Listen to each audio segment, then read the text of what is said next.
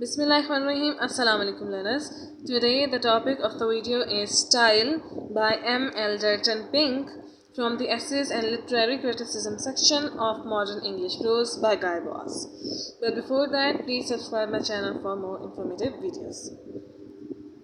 Okay, so we will start by the introduction of the writer M. L. Dalton Pink. He was an intrepid and clear-sighted critic, especially about the modern democratic government system. वो critic थे और जो है ख़ास तौर पे democratic system के बारे में उन्होंने काफ़ी क्रिटिसिज्म लिखा है. This passage style is about the importance of subject matter and that studied brilliance of style is a hindrance to the pleasure of it.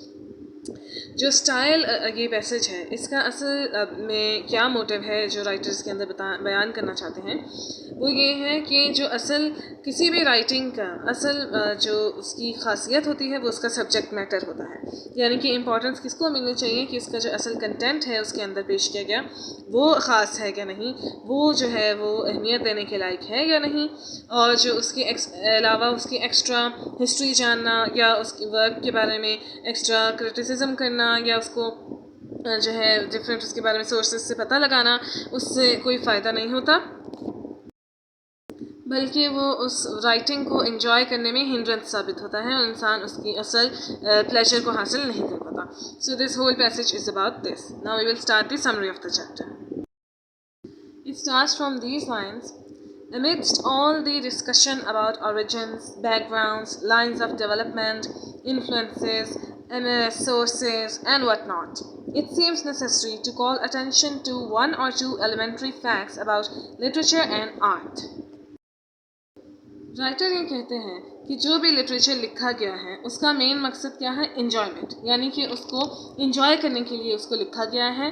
और जो भी उसकी हिस्टोरिकल क्रिटिसिज्म उसके बारे में किया जाता है या उसको एग्जामिन इस तरीके से किया जाता है तो राइटर उसके ख़िलाफ़ है, क्योंकि वो कहते हैं कि ये सब एक्स्ट्रा है और इसकी कोई ज़रूरत नहीं. और जो भी काम या वर्क लिखा गया है लिटरेचर का उसे उसके उसकी जो जिस टाइम पे भी लिखा गया था उसी टाइम में ज़्यादा अप्रिशिएट करना चाहिए. तो इसलिए ये जो सारा असल लिटरेचर का मकसद क्या है, एन्जॉयमेंट. और ये जो अप्रिसिएशन जो की जाती है किसी भी वर्क की वो ज़्यादा ओवर रेट हो जाती है कि उसकी और एग्जैजरेट कर देती है असल जो उसकी अहमियत है उसको. यानी कि जो इतना वो शायद इस काबिल ना हो काम जितना उसको तारीफ़ मिल जाती है या इम्पोर्टेंस मिल जाती है सिर्फ इस वजह से क्योंकि उसकी हिस्टोरिकली उसकी सिग्निफिकेंस बहुत ज़्यादा बढ़ा दी जाती है हिस्टोरिकल नज़रिए से. और इसी तरह एक आम सा काम जो कि इतना नहीं ख़ास होगा उसको भी ग्रेट वर्क्स ऑफ लिटरेचर में उसकी जगह खड़ा कर दिया जाता है, उसकी जगह वहाँ बना दी जाती है. जिसके ख़िलाफ़ है राइटर, वो कहते हैं कि इसलिए जो लिखा गया है कंटेंट उसको सही तरीके से एनालाइज करें और असल में उसका मकसद एन्जॉयमेंट ही होता है तो उसको एन्जॉय करें. और हिस्टोरिकल रेफरेंसेस से सिर्फ उसको एक एक्स्ट्रा अहमियत मिलती है जिसके शायद वो काबिल ना हो. फिर राइटर कहते हैं कि जो डिटेल से बहुत ज़्यादा कमेंट्री की जाती है और उसके बारे में नोट्स लिखे जाते हैं और कि ताकि उसकी अच्छी तरीके से अंडरस्टैंडिंग हमें मिल सके, फॉर एग्जांपल समरी वगैरह, क्रिटिकल एनालिसिस वगैरह, इससे जो है सारा इतना कुछ फ़ायदा हमें नहीं हासिल होता और इसको हमें सही इन्जॉयमेंट नहीं मिलती जो कि एक खाली पीस ऑफ लिटरेचर सिर्फ उसको पढ़ने से ही अगर आप नॉर्मली उसको पढ़ें तो आपको वो इन्जॉयमेंट मिल जाएगी डिस्पाइट ऑफ दैट कि आप इतना कुछ उसकी हिस्टोरिकल बैकग्राउंड या उसके नोट्स वगैरह पढ़ें. फिर राइटर कहता है कि कोई इंसान सोर्सेस, इन्फ्लुएंसेस और बैकग्राउंड जो है उसका सर्च करे भी उस काम का जो लिखा गया है तो वो थोड़ा सा भी ये सब मिला के भी वो प्लेजर हासिल नहीं हो मिल सकता जो कि सिर्फ उसको खाली पढ़ने से ही इंडिपेंडेंटली मिल सकता है, ख़ास तौर पे उस ज़माने में जब ये लिखा गया था. और ये जो डिस्कशन है वो कभी भी सब्स्टिट्यूट नहीं हो सकती उस प्लेजर का जो कि सिर्फ एक सिंपल रीडिंग से हमें मिल सकता है. फिर राइटर एक इम्पॉर्टेंट बात डिस्कस करते हैं और वो क्या है कि जो भी लिटरेचर है वो कहते हैं वो असल में it was basically written for their own times, यानी कि जिस ज़माने में वो लिटरेचर लिखा गया उसी ज़माने के लिए वो लिखा गया था और वो एक राइटर की और एक इंडिविजुअल का असल में रिस्पॉन्स था उन हालात की तरफ जो कि उस वक़्त उसके इर्द चल रहे थे अपने ज़माने में उसके. तो इसलिए इस तरीके से हर एक लिटरेचर एक काइंड ऑफ जर्नलिज्म होता है. जर्नलिज्म क्या होता है, न्यूज़ वगैरह या रिपोर्ट्स वगैरह। न्यूज़ ज़्यादातर क्या होती है कि जो हालात करंटली चल रहे होते हैं आप उसको बयान करते हैं, उसके बारे में आप न्यूज़ देते हैं। तो इस तरह से राइटर कहता है कि लिटरेचर भी जर्नलिज्म है, क्योंकि उसके अंदर आपकी जो करंट हालात चल रहे हैं आप उसी के बारे में लिखते हैं और बयान करते हैं। फिर राइटर कहते हैं कि इसलिए उसकी हिस्टोरिकल रिसर्च करना और ये बताना कि ये कहाँ से आया है, इसका क्या बैकग्राउंड है, इससे कोई इतना फ़ायदा नहीं होता। हाँ, इसका ये हो सकता है कि आप जो है इतना हिस्टोरिकल रिसर्च आपने की तो शायद आप उसका वही असर ला सकें जो उस टाइम आया था जब ये लिखा गया था, और शायद आप उस ऑडियंस की तरह भी रिएक्ट कर सकें जो उस ज़माने में जिन्होंने पहली दफ़ा इसको पढ़ा था और जिनके लिए लिखा गया था, शायद आप उन ऑडियंस की तरह रिएक्ट भी कर सकें। लेकिन इस सब को कोई भी फ़ायदा नहीं होगा और वो प्लेजर जो है नहीं मिल सकेगा जो कि इसको नॉर्मली पढ़ने में आता है, और ये सब कुछ एक वेस्टेज ऑफ टाइम है। और जो है ये हिस्टोरिकल रिसर्च करना या एनालिसिस वगैरह करना किसी भी लिटरेरी वर्क का, ये जो है स्टूडेंट्स ऑफ लिटरेचर का काम होता है और उन्हीं को ये ज़रूरत होती है जो कि उनको ज़्यादा इसकी बैकग्राउंड जानने के लिए, अंडरस्टैंडिंग के लिए। लेकिन जो है आम लोग जब इसको पढ़ते हैं तो उन्हें इस तरह करने की कोई ज़रूरत नहीं है, उन्हें सिर्फ इसको सिंपली रीड करना चाहिए ताकि वो इंजॉयमेंट हासिल कर सकें। यही एक वजह है कि जो है बहुत से ऐसे राइटर्स, फिर राइटर कहते हैं कि बहुत से ऐसे राइटर्स हैं जो कि अपने ज़माने में शायद इतने मशहूर नहीं थे, जो बाद में मशहूर हुए, या फिर अपने ज़माने में बहुत मशहूर थे और बाद में उनकी वो शोहरत ना रह पाई। फिर राइटर एक और पॉइंट पेश करते हैं कि ज़रूरी नहीं है कि जो राइटर जिस ज़माने में कोई काम लिखे या कोई पीस ऑफ लिटरेरी वर्क लिखे उससे उसी ज़माने में अप्रिसिएशन भी मिले। नहीं, ये ज़रूरी नहीं है, क्योंकि हो सकता है कि उस टाइम के ऑडियंस का दिमाग थोड़ा अलग किस्म का हो, इसलिए वो उस वर्क को इतना ख़ास ना जाने, जो कि शायद सेकंड या थर्ड जनरेशन के बाद जो ऑडियंस आए हैं उनको वो अच्छा लगे काम, और या उनके हालात से वो मुतफिक होता हो। तो इसलिए जैसे कि फॉर एग्ज़ाम्पल जॉन डन जो थे, वो एक राइटर थे, पोइट थे, उनको जो है 300 ईयर्स लेटर उनकी जो राइटिंग्स है उनको पसंद किया गया। उनके ज़माने में शायद इतना नहीं पसंद किया, जो कि बाद में पसंद किया। इसी तरह से ब्लेक भी जो पोइट थे, और जो कि उनको भी काफ़ी साल बाद उनके ऐसे ऑडियंस मिले जो उनके काम को अप्रिशिएट करते हैं, और क्योंकि उस टाइम के लोगों का माइंड अलग था और जो बाद में आए उनका माइंड अलग था।